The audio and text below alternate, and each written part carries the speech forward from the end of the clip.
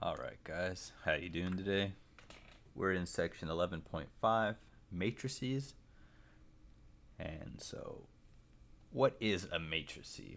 Well, a matrice is essentially a rectangular array, usually named by a capital letter, with each entry in the matrice named by its indices. And typically, matrices are referred to by their dimensions. So, what does that really mean in layman's terms? Well, essentially, we have like a box, and the length of the box is determined by how many columns it has, right? So this has one column, two columns, and the height of the box is determined by how many rows it has. So one row, two row. So we would refer to A as a 2 by 2 matrix because it has two rows and two columns. So the first number, the first identifier, is the row number, so you know it comes from row 1, and the second identifier is the column number that it comes in. So every term in this matrix has two indices associated with it, an I and a j. So I is the row number and j is the column number. Okay? But typically we don't have just variables in here, though you could. Typically these are numbers. So let's just throw a couple examples up here.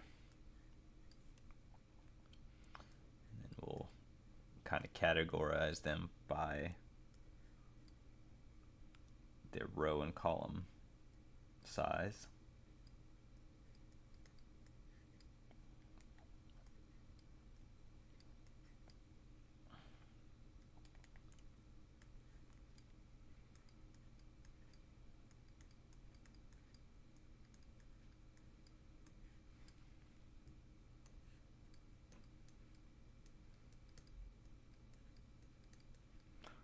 Okay, so here we have 7 example matrices. And so what we're going to kind of just quickly do is categorize them by their dimensions. So how many rows does this one have? So remember, rows go horizontally and columns go vertically. So this matrix has one row, two rows, right? So it's a 2 by something. And how many columns does it have? Well, it only has one. So we would refer to this as a 2 by 1 matrix. What about this one? Well, this one only has one row. And how many columns? 1, 2. So this is a 1 by 2 matrix. So think to yourself, what is the dimensions of this matrix? How many rows and how many columns does it have? Well, this is a 2 by 2 matrix. Same here. How many rows and columns does this have? You know, you could kind of think of this as just a number, right? Because there's not really any dimensionality to it, but we would consider this a 1 by 1 matrix because it has one row and one column. Okay? This is a 3 by 3 matrix. You guys are probably getting the point here. And this is a 2, because there's two rows, 2 by 4 matrix because it has 4 columns. Cool. So now that we kind of have a little grasp of what these things are, let's try playing with them a little bit. So how do we add and subtract matrices? So matrice is the plural form of matrix. So matrices.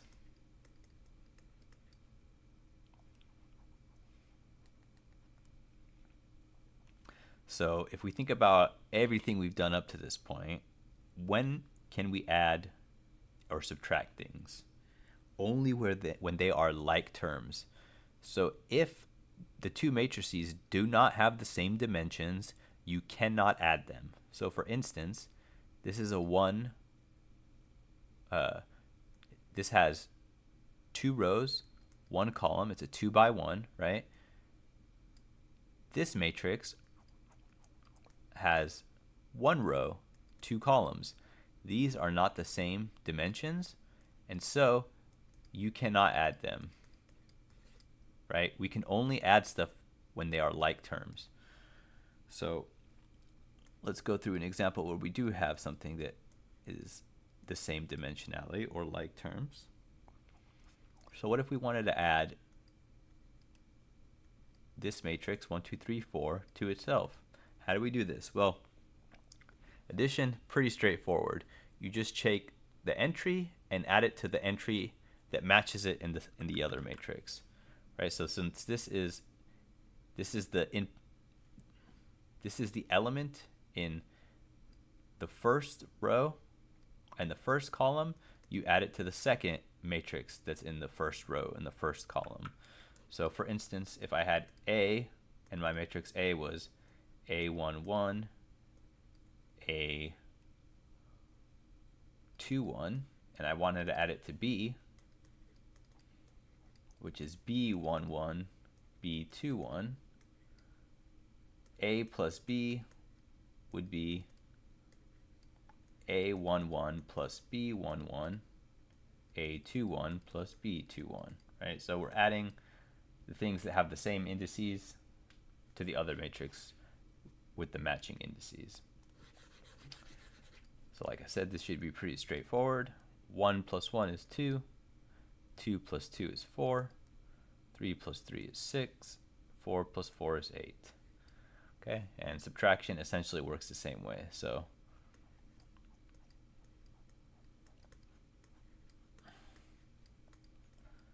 you can kind of guess what we're going to get here, right? And so 1 minus 1, 0, 0, 0, 0.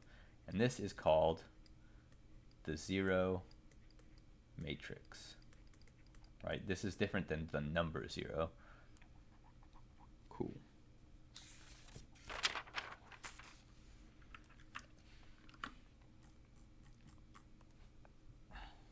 Okay. So let's do one more example with adding matrices. 1, 2, 3, 4 minus negative 4, 5, 6, 7. Okay, so you could subtract these. 1 minus negative 4, that's going to give us 5. 2 minus 5, that's going to give us negative 3. 3 minus 6, that's going to give us negative 3. 4 minus 7, that's also going to give us negative 3. Okay, but you can also apply the negative just like we did before. You know how if we had 2x minus negative 3, 2x minus 3, this is the same as writing 2x plus negative 3. We can use that same idea here with matrices. And so we could rewrite this as 1, 2, 3, 4 plus, and then distribute this negative to all of the numbers inside the matrix.